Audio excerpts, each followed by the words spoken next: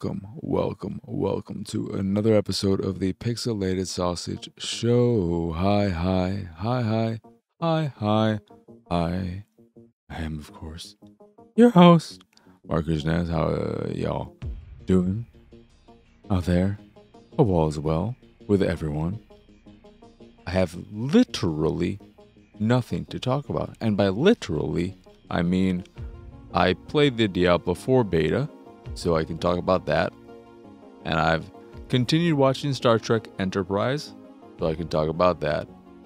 But is any of that exciting? Not really. Guess what? Diablo 4 is more Diablo. And that's fine.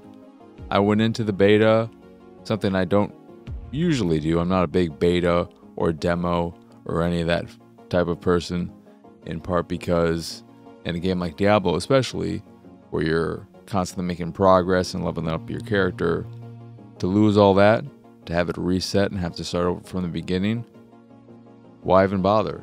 That's why a lot of Square's demos for the Octopath games or other RPGs that allow you to pick up where you left off when the full game comes out, those are great. That's not the case with this Diablo 4 beta. But as I played it, and the reason why I played it was because you got some free crap for reaching level 20, for reaching the max level available in the beta. And I wanted that free stuff because it's free. I was being very living large in that moment. I say that with all love and hugs, but I don't even know what the free stuff is. I think it might be a mount or something animal-ish related, but I have no idea. So I didn't even know what I was playing for. Lo and behold, I did not reach level 20. I quickly realized I was not going to reach level 20 when it was apparent it would take me hours to hit that level, to reach the cap. And I just wasn't having that much fun with the beta. It's not that it was bad. It's not bad. It's Diablo. It's just that it's Diablo. It's exactly what you think it is. There was nothing in what I played. I got to level 8. Played it for maybe an hour and a half or so, all said and done in 2 different sessions. But it's Diablo. Good or bad, it's Diablo. I think the camera's a bit more zoomed in than in 3, from what I remember. And for the record, I only ever played Diablo 3. I've never played 2. I still haven't played the 2 Resurrected or whatever the remastered version is called. Never played 1. So I don't have that much experience with the series. I love action RPGs like Diablo and played many that were like Diablo prior to Diablo, but I never played much of Diablo. So yeah, I don't know if my lack of enthusiasm while playing the beta was because it was a beta and I knew that everything I was doing didn't matter. I skipped everything. I skipped every bit of dialogue, every cutscene. I didn't want to deal with any of that. I just wanted to focus on the game. And I may have missed certain things about systems there, so that may have hurt me as well.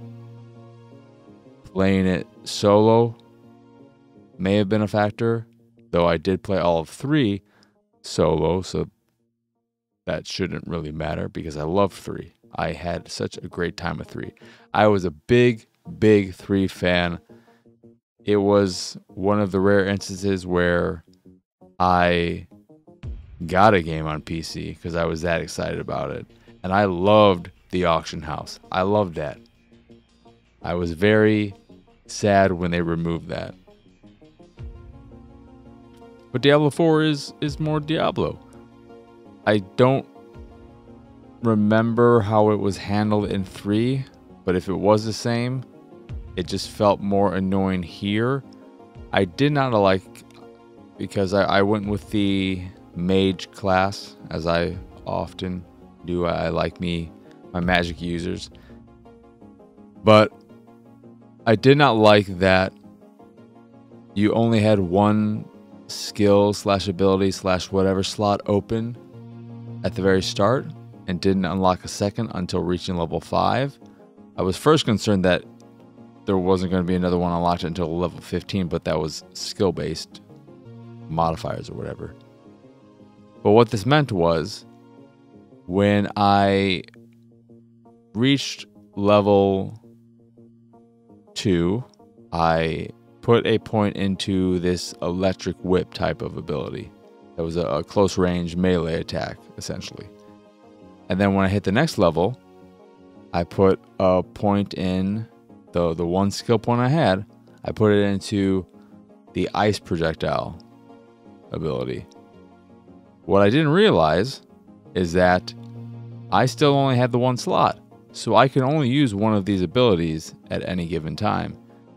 And that, my friends, was very, very annoying and frustrating to have just unlocked this second ability, wanting to be able to have a close range and a long distance attack available at me while fighting enemies.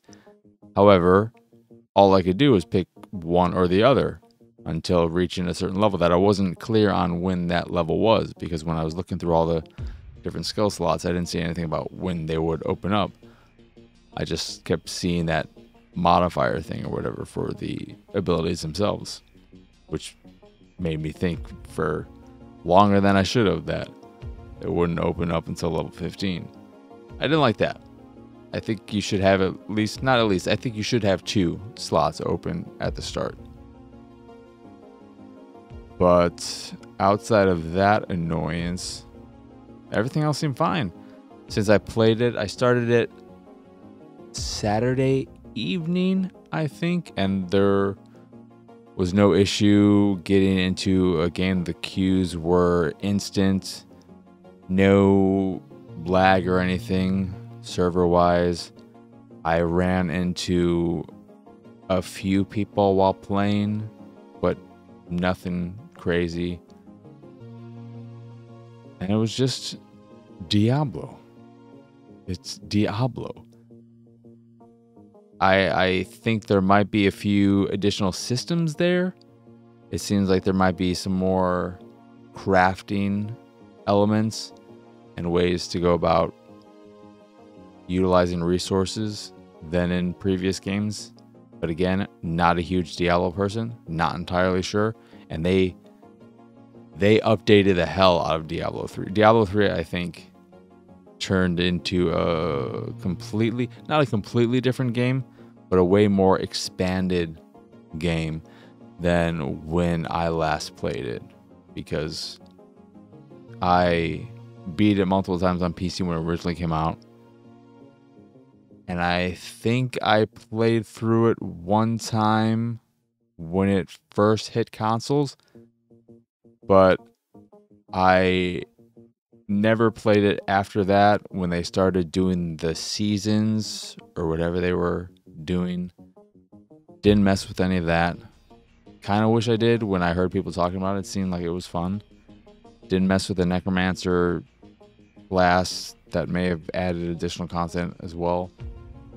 So I don't know what was added to Diablo 3 during its life that may have made it a completely different experience or not.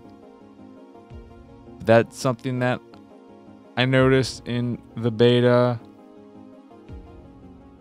And then, unless I'm remembering wrong, this is the first time, maybe you could in the remaster of 2, but you could customize your character, which is cool. However, very limited. It's very, very limited in how much customization is there.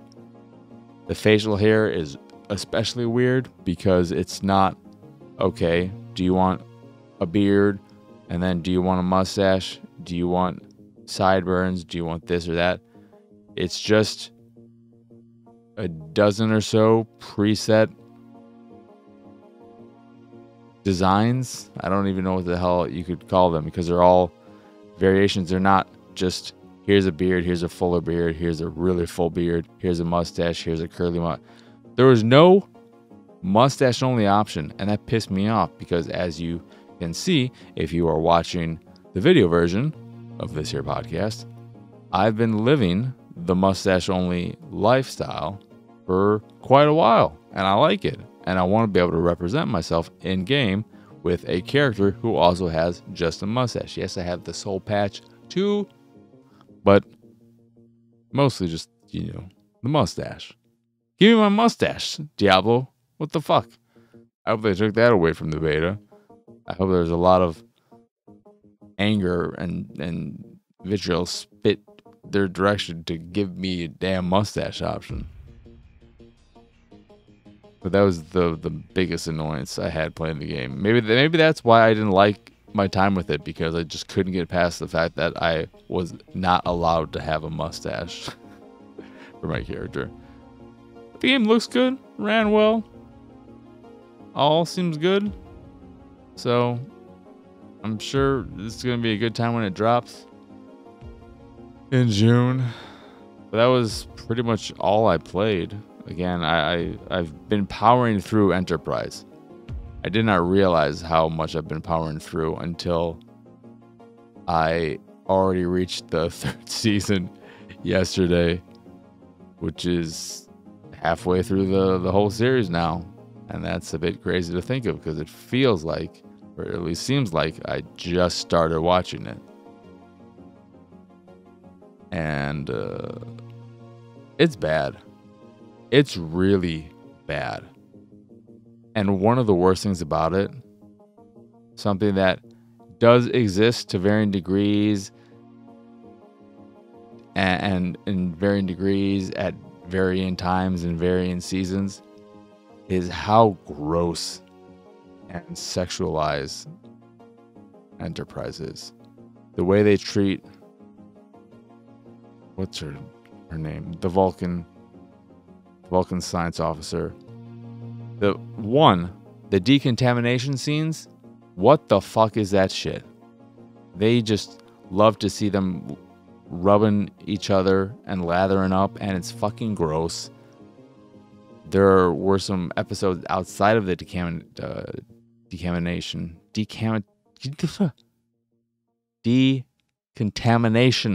chamber where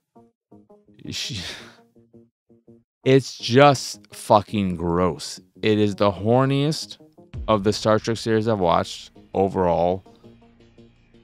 The treatment of that character and some of the stuff they have her doing makes the sexualization of 7 of 9 seem innocent in comparison. And even with 7 of 9, her sexualization was more so, why is she wearing this super tight jumpsuit type of thing. You look at, oh god, what was her name? The half Klingon in Voyager. The engineer? What's her name? I'm terrible with names. But she wore normal fitting attire. Why is 7 of 9 that way? We all know why. But they didn't do the things to her that they're doing to the Vulcan in Enterprise. But I'm just looking forward to being over and done with it. It seems like a very hateful series overall, where everyone kind of sucks, every race sucks, everyone's a piece of shit, humans are shitty, the Vulcan are especially shitty. Holy crap. If you were a Star Trek fan who loved the Vulcans going into Enterprise, you are probably very unhappy watching the show. I read that there are a handful of episodes that explain why they behave the way they do in Enterprise, but that seems like more of a cop-out than a justification. We'll see, though. I'll get there when I get there. Still, everyone talks about how great Season 4 is. There's no way in hell that's going to make up for season 1 through 3. At least I can say it's helped me appreciate Voyager more, because as much as Voyager was just this poor imitation of the Next Generation in many respects, it still felt like Star Trek. That's the biggest problem with Enterprise. I don't get that Star Trek feeling while watching it, and that's the biggest bummer. It just doesn't feel super Star Trek-y. I think I mentioned this last time, but it feels so much like fan fiction. And there are so many instances where they reference other aspects of this. It just feels like a self-filleting, gross. Ugh. It's just I don't like it. Don't like it. I can't wait for it to be done and over with, so I can move on to some better Star Trek. And ever since I finished Deep Space Nine, while I talked about how disappointed I was with the last few seasons, man, oh man, overall, that series deserves way more love than it gets. It's so good, and Captain Sisko is just the best. I love Captain Sisko. And when I think back on Deep Space Nine, there were characters who annoyed me, but that may have been the one series where there wasn't a character who I borderline hated. There were I never really, sort of near the end in Voyager, Neelix became tolerable, but he was also someone who drove me fucking insane. There were maybe 2 episodes where he would dance, and I hated watching him do that. He would get all cheery, and he would do this stupid leprechaun Lucky Charms looking shit. Did not like that. But that's pretty much it in terms of what I've been watching, whatnot. I've dabbled with other shows, trying more of this and that. I gave MASH a shot, watched the first 2 episodes, then asked Lunchbox if I don't like those 2 episodes, is it safe to say I won't like the show in general? And he told me to watch 1 more, but I'm not going to do that. I thought I was about doing it, and then I said, no, I think I'm good.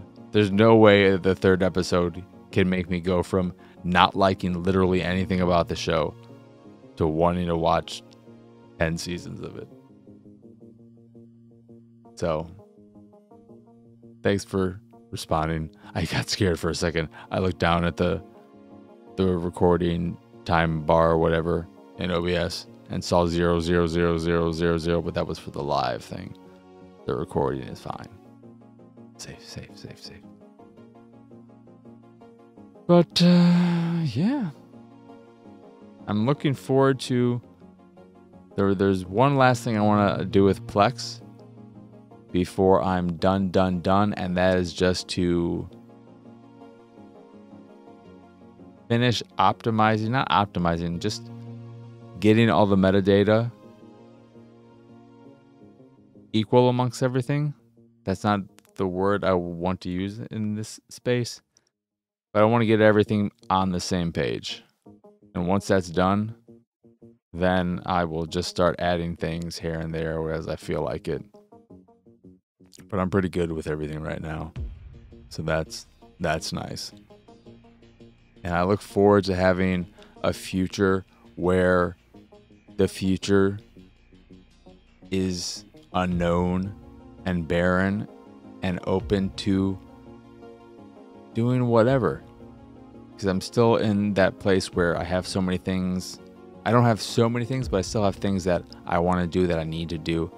And that list has been diminishing, has been decreasing as I've completed this and that. that I can see an actual near future where I have open and free time, and that's exciting. But yeah, that's pretty much it. So I'm pretty much ready to wrap up the show because there are no Patreon questions. However, I have a question for you, the listener / watcher, that I would like you to respond to on YouTube in the comments. If you respond to this question anywhere else, in the Discord, on Twitter, on the website, emailing me, if you find out what my email is, guess what? It's not hard to figure out what it is. If you PM me on Instagram, I'm going to completely ignore you. And if you do it on Discord, I'm going to time you out on Discord. So go ahead and test me. Try me. But my question is, what are your feelings regarding review scales? And not, do you like review scales or do you not like them? But with review scales in mind, which do you prefer of these two? These are the only two options. Ignore every single other option. Do you prefer a 5-point scale or a 10-point scale? So it doesn't matter what it is, if it's stars, if it's bombs, if it's sausages. Do you prefer 1, 2, 3, 4, 5-star scale, or 1 out of 10? I'm curious because I've been thinking about not reviewing things, but scoring things, and I'm trying to think of which scale I prefer. I kind of like the simplicity of the 5-point scale and how easier it is to understand to some degree. It's clear that a 5-star game, movie, whatever, is really, really good. And then a 4-star is also pretty damn good, but there may be an issue or two. A 3-star, that's something that is solid, but maybe could use some iron out. And then 4-star, bad, but not the worst. And then a 1-star is really, really bad. And then once you double that and get a 10-point scale, it becomes a bit more finicky. Why is something a 9 and not a 10? What's the difference between a 9 and an 8? But there are also plenty of instances where I look at a game and I think, that's a 7.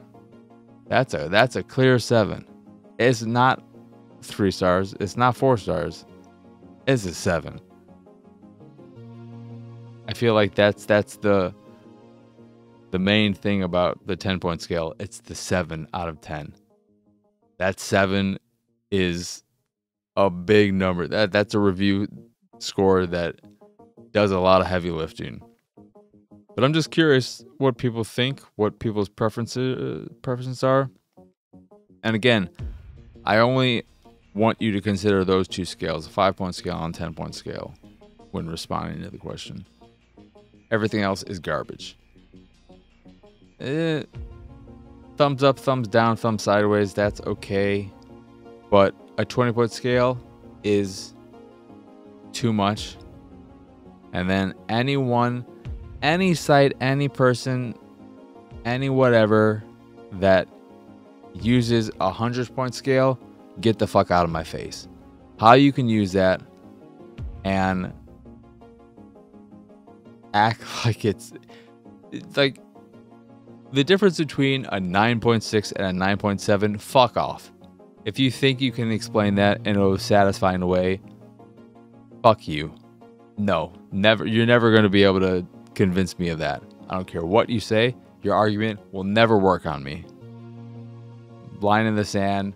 Try all you want. Bullshit. There's no fucking way. The only way you can justify a 100-point scale is if you literally have 100 specific things you look at when evaluating a product. So you have 10 different categories. You know, sound, video, lighting, blah, blah, blah. And then under those you have in sound, the balance, the clearness of the dialogue, the bass, the blah, blah. If you have that kind of setup where you look at each of these points and evaluate them in a way where they either get that point for that or they don't, then I can understand your using of that system. However, even if you have that in place, I still think you're fucking insane for going that deep. That would work on a product you're purchasing. Like for a TV, that could work. But even then, you're going to tell me that the clearness of the dialogue is as important as the quality of... Then you're telling me all these individual points are of equal value when like the voice acting, the quality of the voice acting versus the quality of the background music. Are they equal? I don't think so. I can take whatever background music, but bad voice acting? So 100-point scalers, fuck off. And with that, I'm going to fuck off and call this an episode. So, yeah, once again, I am Marcus Nez. Y'all can find me pretty much everywhere at PX Sausage. Of course, if you'd like links to everywhere you need to be, you don't need to be anywhere. But if you want links to all my stuff and whatnot, like the YouTubes, the website, the art I make, etc., you can find them all over at pxsausage.com, including a link to the Patreon, which is where you go if you enjoy this here show or any of the stuff I do and what have you. That is patreon.com/pxs. Go in there. Allows you to support me and my nonsense if you so choose.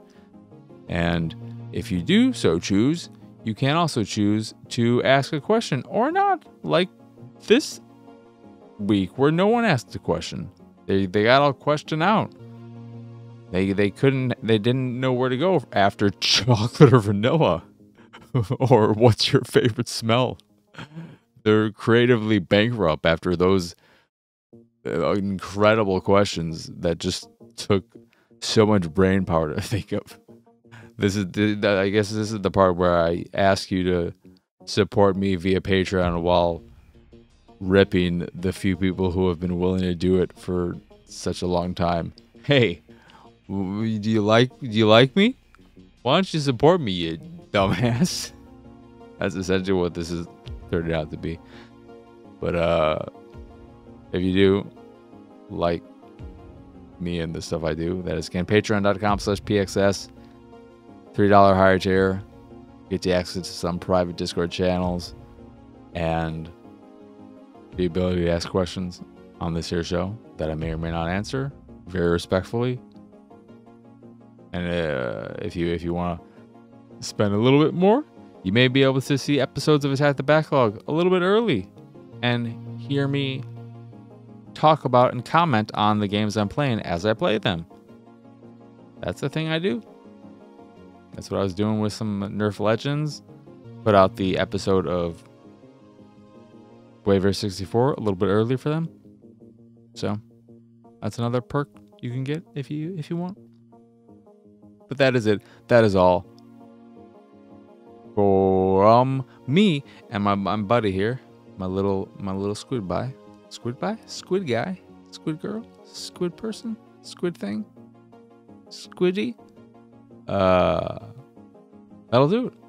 So, as always, thank you for watching or listening. I hope you enjoyed this here episode, and I hope you have both a wonderful rest of your day and an absolutely lovely rest of your week until I'm back here in your ear holes and potentially your eye holes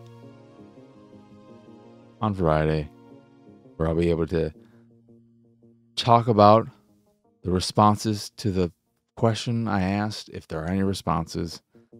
But for now, adios, arrivederci, bye.